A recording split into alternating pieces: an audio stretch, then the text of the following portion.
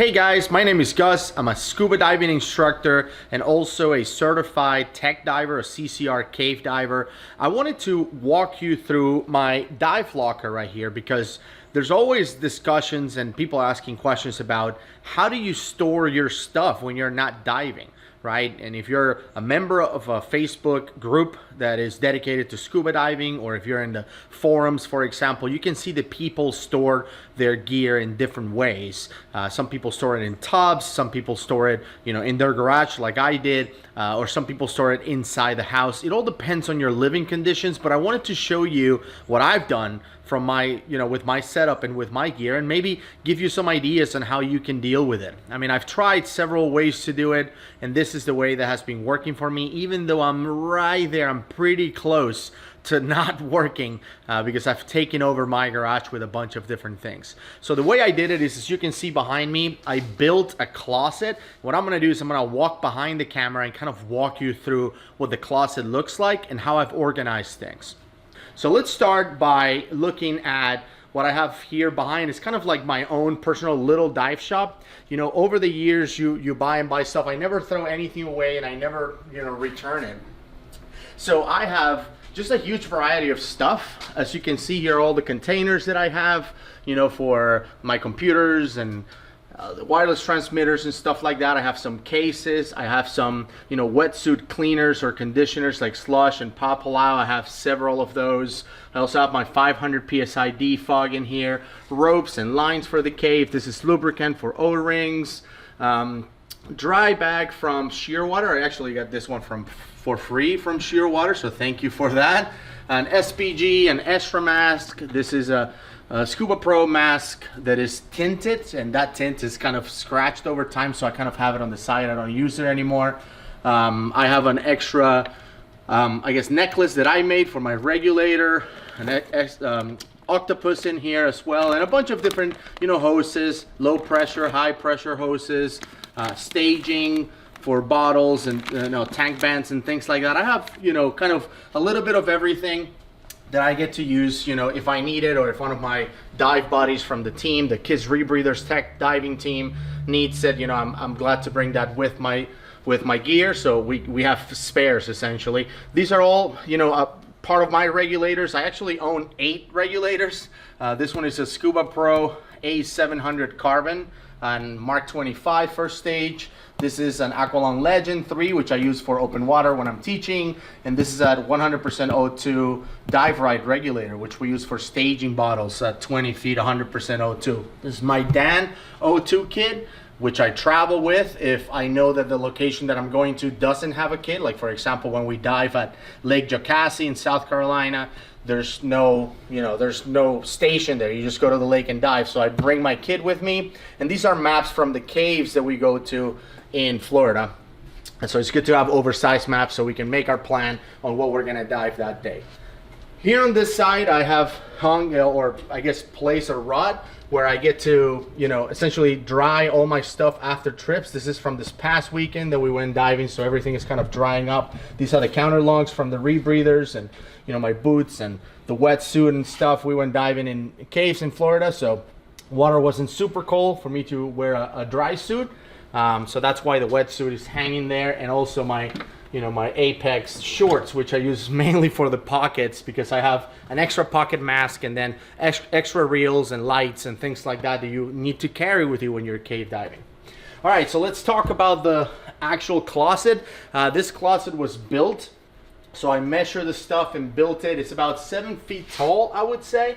Maybe a little bit taller than that. But, when I built it a few years ago, I didn't even have enough stuff to fill this up. And now you can see it's taking over a lot more of my garage. So let's go ahead and open it up and let me show you what I have. All right. So right here on the right-hand side is kind of like the open area where I hang my BCDs and my rebreather as well. This is my rebreather. This is a KISS Orca Spirit LTE. And it's hanging here. It's not fully assembled. It doesn't have the scrubbers or the O2 tank or anything like that. It's just, kind of the wing and back plate at this point. And here are my BCDs for open circuit. This is an Aqualong Dimension, which I use for teaching. This is part of our uniform. And then my first BCD I ever bought, which was my Hydros Pro. I love both of these. They both have pros and cons, and you know, I dive with them if I need to dive on open circuit. I haven't, you know, really dove with a Hydros Pro because I'm either open circuit teaching, which I'm using my my Dimension, or I'm doing rebreathers. So here are the fins that I have. I have actually 5 pairs of fins for some reason. These are the first ones. Actually, I have some up there, which I got when I did my open water class. I don't know if you can see them, some Mares. And after that, I upgraded to the Suin Novas from Scuba Pro. But once I got into tech diving, I decided to go with the RK3s, the Apex RK3s. Notice that I have 2 different sizes in here.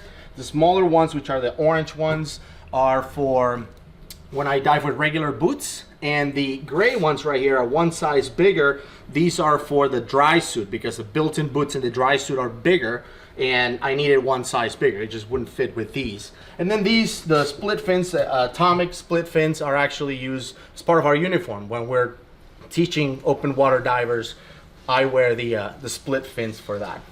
Then in here, the other thing that is hanging is my dry suit. It's an Argonaut 2.0, a custom 4th element dry suit that I love to wear when the water is cold.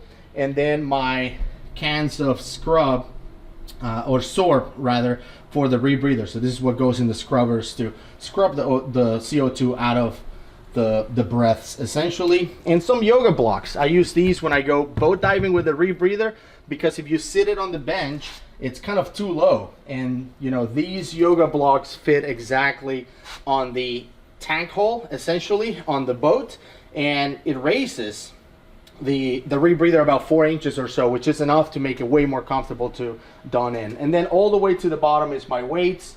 I have obviously a bunch of different weights for different reasons, about, I don't know, 60 pounds or 30 kilos, I would say, worth of weights.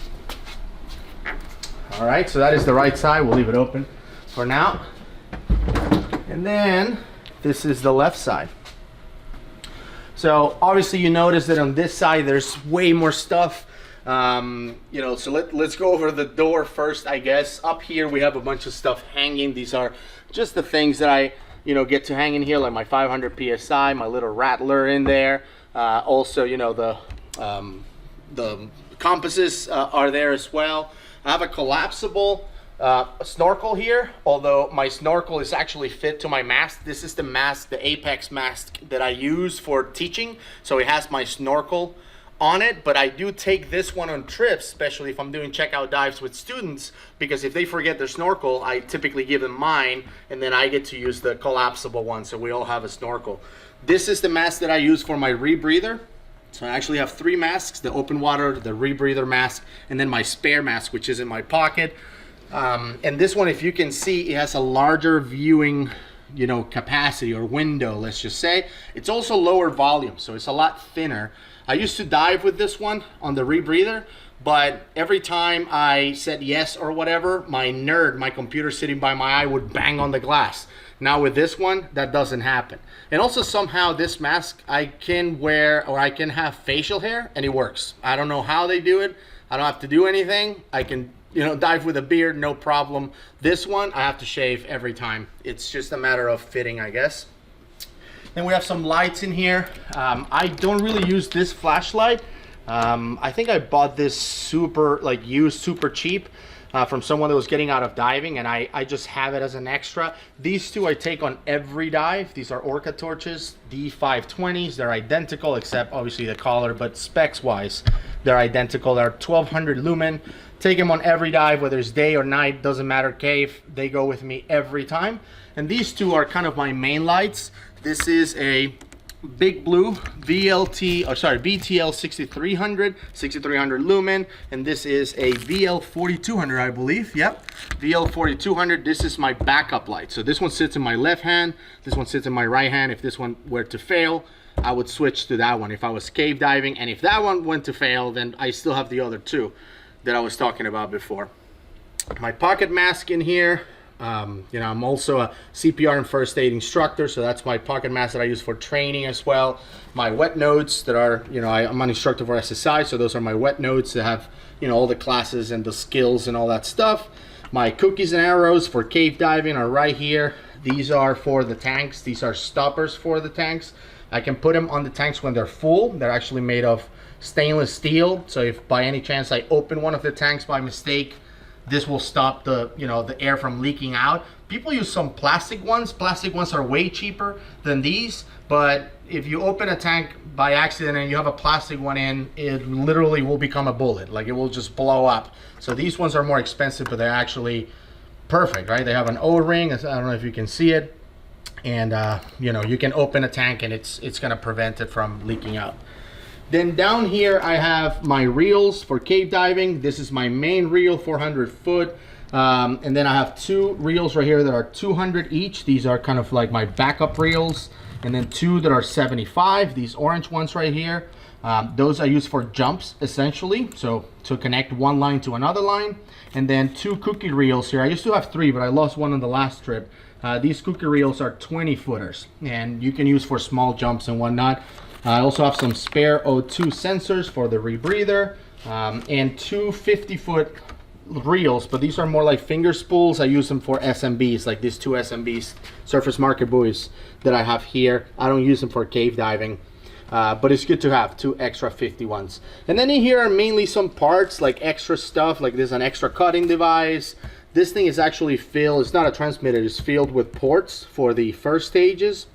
So if I need to take a hose off and port it out, like close the port, there's a bunch in there. This is a GPS from Garmin that I take in all dives as well, to make sure that if I ever, you know, come up on the boat or come up to the water, to the surface, and the boat is not there, I can call for help with this thing, which is pretty awesome. Works all over the world.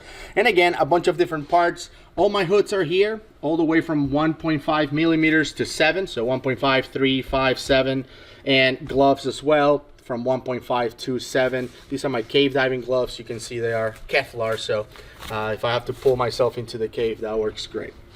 Okay, so let's start with the middle section right here. At the top is all the, I guess, the exposure protection, I would say. On the right hand side is all my dry suit stuff. So the dry suit undergarments are all the way on the right, and on the left side I have all my wetsuits. So I have a few wetsuits, like I have 2 3 mils, I have a 5, and I have an 8, I guess, at that point, plus the dry suit.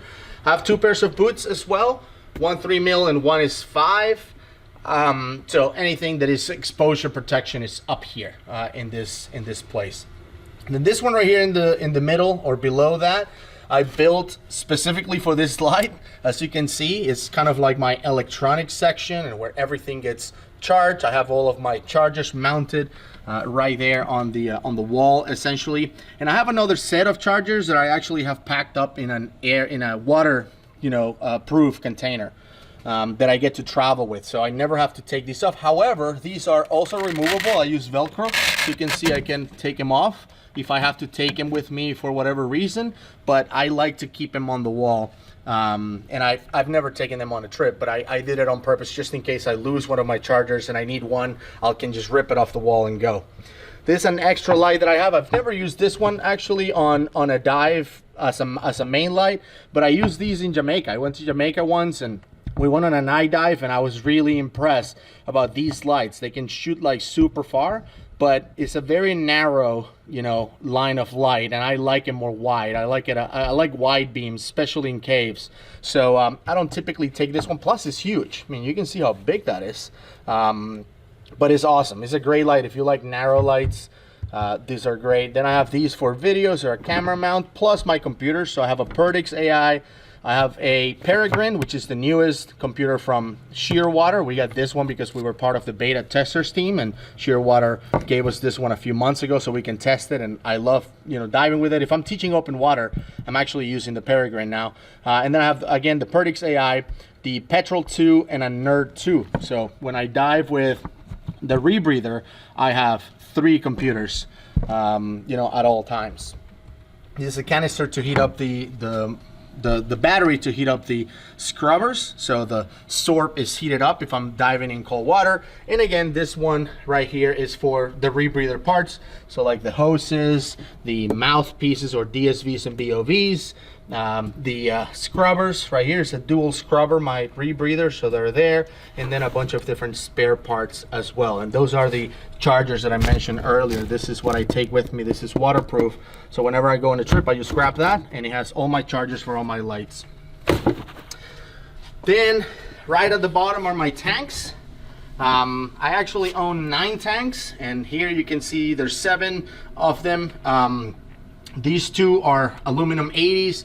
They're used for Trimix dives. These 2 right here are aluminum 40s. They're used for normoxic or just regular open water rebreather dives. And these ones right here on the right are actually low pressure steel 85s, which I use for cave diving. You know, just cave fill those things. I have like 100 cubic feet worth of air, which is on each, which is insane. And then this little tiny one at the bottom is my O2 tank for the rebreather. So that's pretty much it. That's all I have in the closet. Again, this is the way I chose to set it up because it worked for me. It's been growing obviously over time. There are things that I started with, like the light idea. I wanted to have a station where I can charge everything, my computers, my lights, whatever has to do with electronics. But over time I've been adding to it. Again, I'm kind of running out of space at this point. There's a bunch of stuff that is stored in other places, like all of the tops that I travel with. For example, I have a giant one where I can get all my wet stuff after trips and add the, you know, the slush and whatnot to disinfect everything. So I have a few other things that are stored in other areas of the house, but this is the main area and the main dive closet.